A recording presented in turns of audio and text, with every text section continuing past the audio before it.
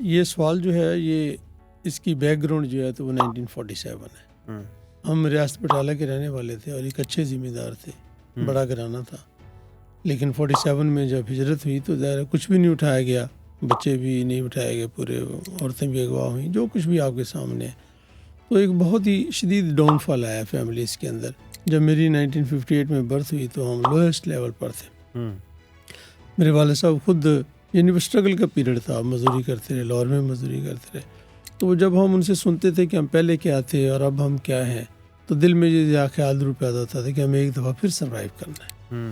تو ہماری پہلی جنریشن نے تو بڑی مشکل سے اپنی دال روٹی پوری کی. پھر جو میرے والد صاحب کی دوسری جنریشن تھی, انہوں نے اپنے چھوٹے چھوٹے گھر بنائے.